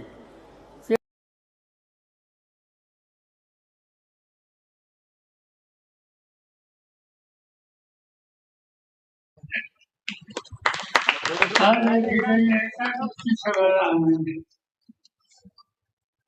आणि मला असं समजलं निलेश लडकेंच्या पत्नी राणी लडके तिच्या खाली बसतात. आता त्या बसल्या माझी मोठी आठवण दिली तर त्यांच्या लग्नाचा वाजवायचे त्यांच्या लग्नाचा वाजवायचे म्हणून मी तो फुलं आणून ठेवली. पण त्यांनी दुसऱ्या त्याचा स्वभाव असाच आहे, स्वतःसाठी काही ठेवायचंच नाही. तर ठीक आहे, तुम्हा सगळ्यांच्या उचित त्या दोघांचंही मी अंतःकरणापासून अभिनंदन करतो. आणि विजय लडकेंचा लक्षात सुद्धा राणी लडकेंचं मी अभिनंदन करतो की आपला नवरा त्यांनी सांगा अखंड लोकांच्याच असतो. घरात राहते कल्याणाचं संकट आलं मला दिवस आठवत नाही पण महिना नाही हे दिवस कधी घडतात नाही. ते गेले नाही ते लोकांची सेवा करण्यासाठी रुग्णांची सेवा करण्यासाठी आणि ते काम केले अखंड तेवढंच दुसरी कोणची वायर एक अतिशय हिरा बंद पडू दे तीच वायर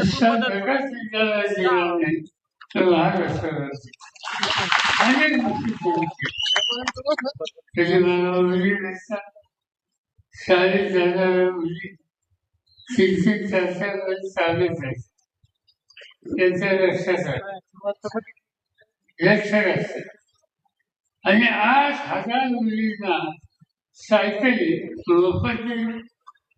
लहान गोष्टी ते केलं काम ते अशी अनेक कामं त्यांनी आपल्या आयुष्यामध्ये केली. त्यामुळे लोकांच्या साठी आपलं जीवन आहे हा निर्णय या पशुपतींचा आहे आणि अशांचं आयुष्यामध्ये केली. आणि त्यामुळे लोकांच्या साठी आपलं जीवन आहे हा निर्णय या पशुपतींचा आहे आणि अशांचं आज या ठिकाणी लोकसभेच्यासाठी आपण चर्चा करतो आहोत. माझी खात्री आहे की तुम्ही मोठ्या मतांनी त्यांना विजय केला. टीका करणारे लोक त्यांच्याबद्दल मला काही जास्त बोलायचं नाही. ते टीका करतात माझ्यावर करतात. बाळासाहेबांचा त्यांचा अत्यंत आवडता विषय त्या बाळासाहेबांच्या जरा जास्त टीका करतात. पण या लोकांना हे आठवत नाही की त्यांच्या सार्वजनिक जीवनामध्ये बाळासाहेब असोत किंवा माझ्याकडनं असोत काही ना काहीची मदत ही त्यांना झालेली आहे. कदाचित बाळासाहेबांना आठवत असेल किंवा नसेल, बाळासाहेब विखे यांना निवडणुकीला उभं राहायचं होतं. मी महाराष्ट्राचा मुख्यमंत्री होतो. त्यांची निवडणूक सोपी नव्हती.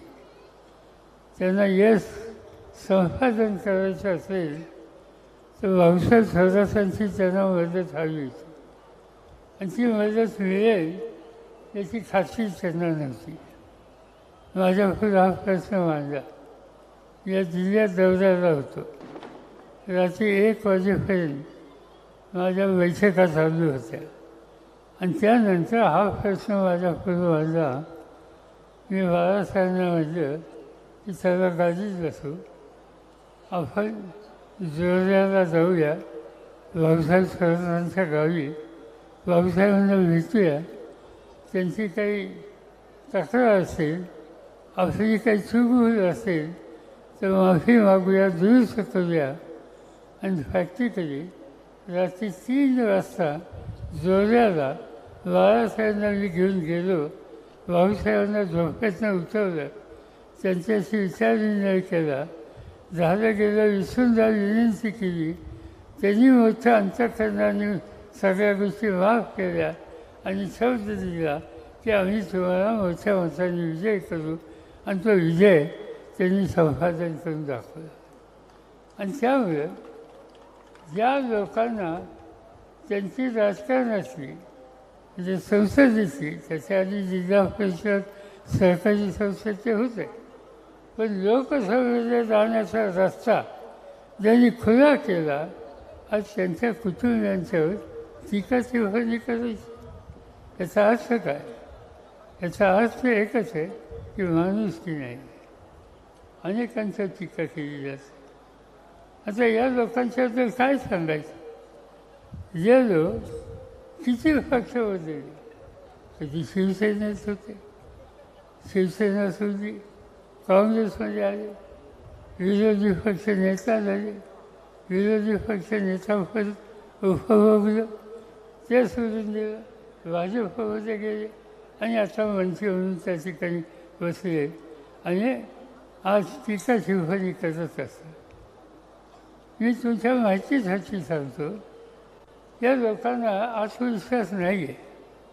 निवडणुकीला उभे राहतात, त्यांना निळे सरकारची चिंता ही नक्की वाटत असेल. मी जाहीरपणाने सांगतो, जबाबदारीने सांगतो, मुंबईच्या एका उद्योगपतीला माझ्याकडे पाठवलं 3 आठवड्याच्या पूर्वी.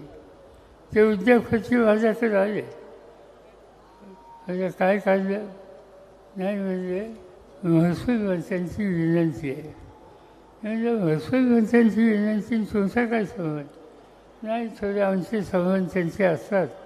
त्यांनी एक मला विनंती केली की काही करून पवारसाहेबांच्याकडे जा आणि पवारसाहेबांना सांगा की निलेश लंके सोडून दुसरा कुणी उमेदवार द्या. ही विनंती मला स्वतः केली. ज्यांना निलेश लंकेचं नाव आलं त्यावेळी त्यांची झोप उडाली. जे माझ्या दादाच्या संबंधी कधीच त्यांनी पाऊल टाकलं नाही. त्यांनी एका मोठ्या माणसाला माझ्याकडे पाठवलं. याचा अर्थ हा आहे की तुमच्याकडे सत्ता असेल, तुमच्याकडे साधनं असतील, पण इथं माणुसकी आणि सामान्य माणसाचं प्रेम हा खजिना ज्यांच्याकडे आहे त्या निलेशांच्या दर्जाचा विचार त्यांना करणं शक्य नव्हतं. मी अधिक बोलण्याच्यासाठी या ठिकाणी उभा नाही. वेळ बराच झाला आहे. निवडणूक महत्त्वाची आहे. या निवडणुकीमध्ये अनेक प्रश्न आहेत. आधीच्या वक्त्यांनी भाषणात सांगितले, कुठे शेतीचे प्रश्न आहेत, पाण्याचे प्रश्न आहेत, तरुणांना रोजगाराच्या संबंधीचे प्रश्न आहेत, उभयशी समाज महिला यांच्यावर होणाऱ्या अत्याचाराचे प्रश्न आहेत. आणि हे सगळं बदलायचं असेल तर एक भक्कम सरकार त्या ठिकाणी असलं पाहिजे. आज ज्यांच्या हातामध्ये सरकार आहे त्यांना लोकांच्या भविष्याच्या संबंधी यत्किंचितही असं नाही. अनेक गोष्टी सांगता येतील. त्यांच्याबद्दलची टीका संबंध देशामध्ये केली. लोक त्यांच्याबद्दलची चिंता ही व्यक्त करतात की यांच्या हातात सत्ता गेली तर पुन्हा लोकशाही आणि संविधान हे शिल्लक राहायचं नाही. डॉक्टर बाबासाहेब आंबेडकरांनी अतिशय कष्टानं घटना आपल्याला दिली, त्यामुळे हा देश एकसंघ राहिला. भारताच्या आजूबाजूच्या देशामध्ये अशी घटना नव्हती, त्यामुळे अनेक संकटाला त्या देशाला तोंड द्यावं लागलं. पाकिस्तानचं उदाहरण घ्या, तिथं हुकुमशाही होती. बांगलादेशचं उदाहरण घ्या, तिथं हुकुमशाही होती.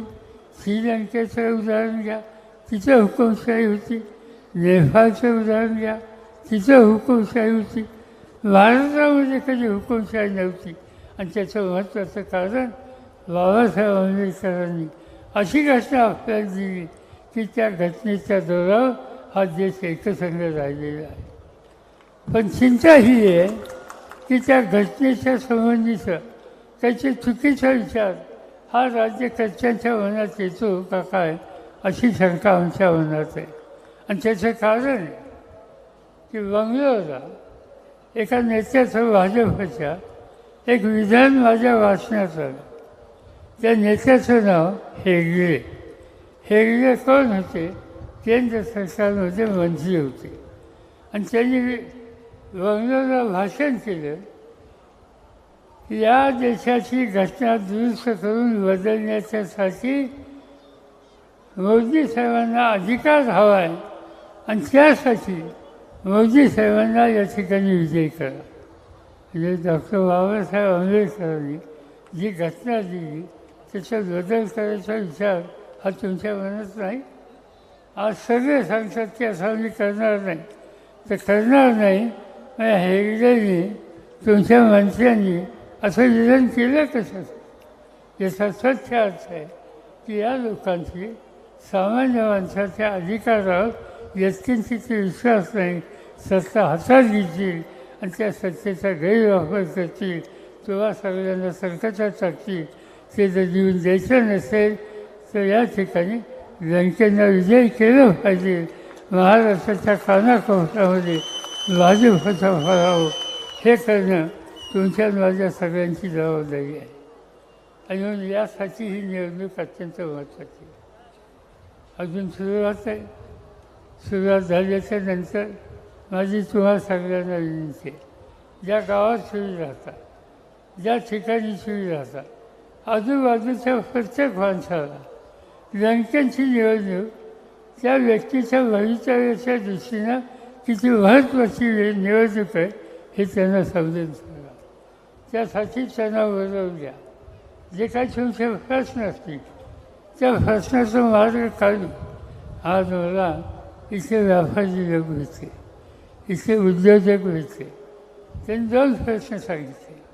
व्यापाऱ्यांच्यामध्ये इथे दहशत आहे म्हणजे नगरसारख्या शहरात दहशत, आणि दहशतीमुळे व्यापाऱ्यांना चिंता वाचावी अशी स्थिती.